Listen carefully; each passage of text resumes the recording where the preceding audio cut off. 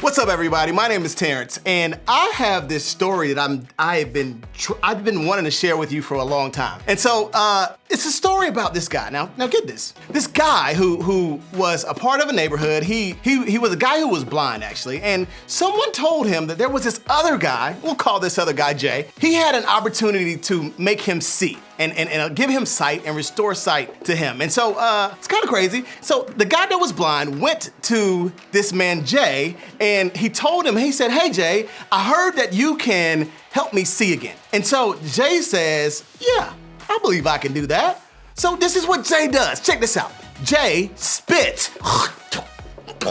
on the ground, makes some mud, and then puts it on the man who was blind, his eyes. And you know what? He told the man, hey, do me a favor. Go wash your eyes really quick in this pool over here. And after you wash your eyes in the pool, you should be able to see. So he does. He goes and he washes his eyes in the pool. And before you know it, you know what? This guy's able to see. He's able to see. Now, doesn't that sound a little bit crazy to you? This guy named Jay, he spat on the ground, made mud, put it on somebody's eyes, and they could see. Can you imagine doing that? You think you can go outside right now, spit on the ground, make some mud, and make somebody see? Crazy, right? You wanna know what's even crazier? That's actually a story from the Bible. You're probably thinking what I was when I first heard that story. That's in the Bible? Isn't the Bible supposed to be helpful to my life? What could that story possibly have to do with me or my life today? Maybe you've heard that the Bible is supposed to change your life and that it's the way God communicates with you, but then you read some of it and thought, wait, that doesn't even make sense. I'm not even sure I understand that. So how is it supposed to help me? It's like a note you find dropped in the hallway at school. You pick it up and you read it, but you don't know the whole story behind it. In other words, you have no background information. You don't know who wrote it or who they wrote it for. You don't know why they wrote it or what they're talking about. So you have to do your best to figure out what they're trying to communicate. You might learn something from the note, but for the most part, you're just guessing about what they're talking about. I think sometimes we try to read the Bible the same way. Here's what I mean. I've got my Bible here, and you know what I'm gonna do? I'm gonna read the first thing I see, because sometimes that's what happens. We open up our Bibles and we find the first verse that we can find and we read it. So that's what I'm gonna do. They will attack all the walls that surround the city. Nebuchadnezzar, the king of the Babylon, appointed Zedekiah to be king of Judah. Shemaiah and Aziel were from the family line of Jeduthun. Why are you afraid of mere human beings? Whips crack, wheel clack, horses charge, chariots rumble, horsemen attack, swords flash, spears gleam. Yeah. Can you make a pet out of it like a bird? Wow.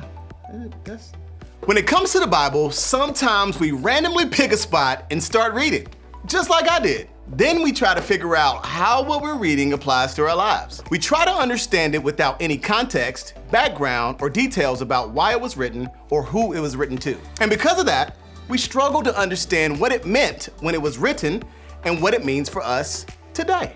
Can you imagine being in a fight with your friends and turning to the Bible for answers only to find these random verses? You'd probably be like, no, what? How does this actually help me figure out what to do about my friendship? I mean, I just picked the verse that talked about making a bird a pet. Maybe that helps you. I'm not sure if it helps me.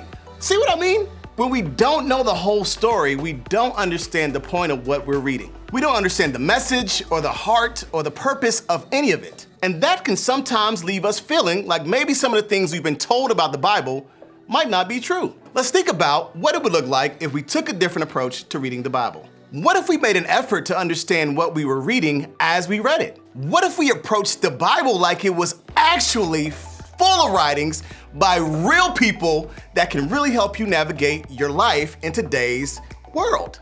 Let me break it down for you. In order to get this, I think we have to start by learning just a little bit more about the Bible itself. For starters, we know it's a really old book that has stuck around for thousands of years, and people really care a lot about it, enough to make it the best-selling book of all time. It's pretty amazing how the Bible all came together. In fact, the entire Bible was written over a 1,500-year period. The first part, the Old Testament, tells about how people followed the one true God before Jesus came. The New Testament was written after Jesus' death and resurrection about 2,000 years ago. It's about his life and the life of his first followers as they learn how to be his friends and follow him. So like I said, the Bible has been a really big deal for the Christian faith for thousands of years now. And honestly, I think that's part of what can make it feel so difficult to understand or apply to our lives today. How could something written so many years ago in a culture and world so different than our own actually help us now? Well, let's take the Declaration of Independence, for example. Don't worry, this history lesson is almost over. That document was written in 1776, which was nearly 250 years ago. And I don't know about you, but I can barely understand what it means. The language they used, the culture they lived in, and the context of their time in history was so different than our world today. Just listen to the very first, very long sentence in the Declaration of Independence to see what I mean. When in the course of human events, it becomes necessary for one people to dissolve the political bands which have connected them with another, and to assume among the powers of the earth the separate and equal station to which the laws of nature and nature's God entitle them, a decent respect to the opinions of mankind requires that they should declare the causes which impel them to the separation. Listen, that was totally confusing and doesn't make a ton of sense in our culture today, does it? Just think about what it would be like if the founding fathers who wrote the Declaration of Independence were here now, trying to teach us about life today. They wouldn't be able to talk to us about TikTok, Tom Brady, or impel us to understand why Taco Bell is so delicious. And they for sure wouldn't be able to help us navigate texting our crush from math class. But that doesn't mean that everything they had to say would be bad or irrelevant. It doesn't mean we should ignore what they had to say back then altogether. In fact, some things are actually helpful and important to us still. And that's because some wisdom doesn't change over time.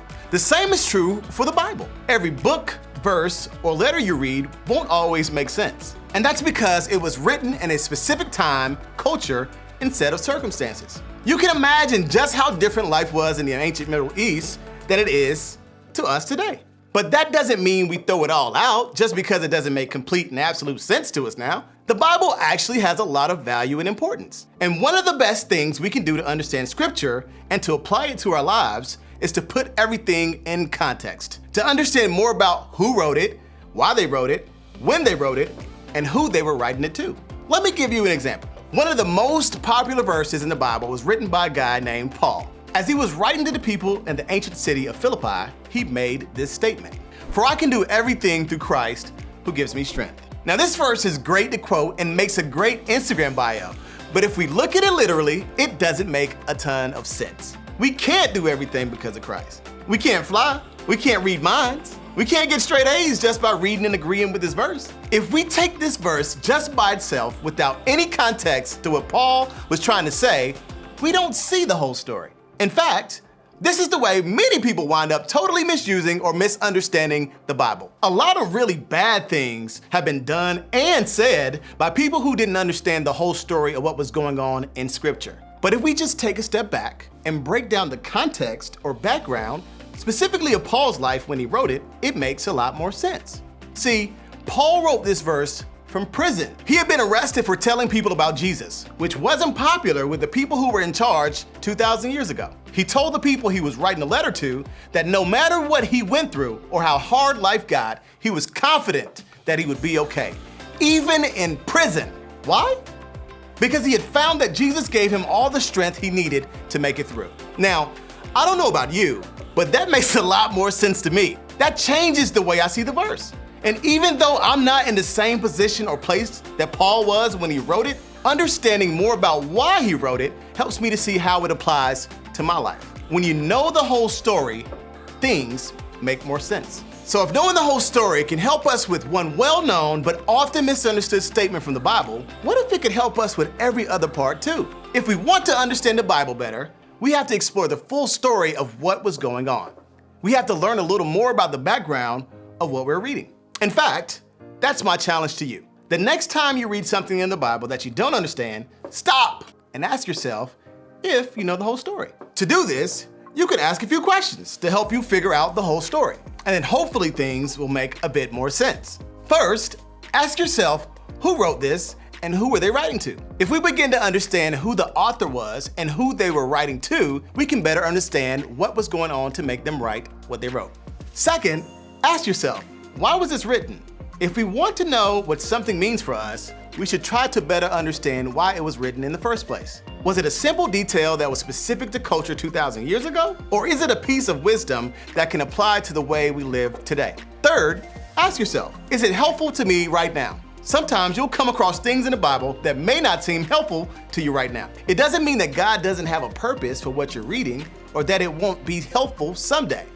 It just may not be the helpful answer, encouragement, or solution you need in that moment. Don't stress out trying to figure out exactly how you're supposed to apply every part of what you're reading to what you're experiencing right now. Instead, trust that the details that don't always seem helpful now might be showing you something unique about God that you'll discover more about later. This is one of the best parts of reading the Bible. The more you read it, the more it seems to reveal meaning and purpose for unique moments and phases of your life. There's something helpful in everything you read, but you may not always see it right away, and that's okay. One of the cool things about reading the Bible is that if you said yes to Jesus, the Holy Spirit, God Himself, lives inside of you. And He knows everything you're going to face in life.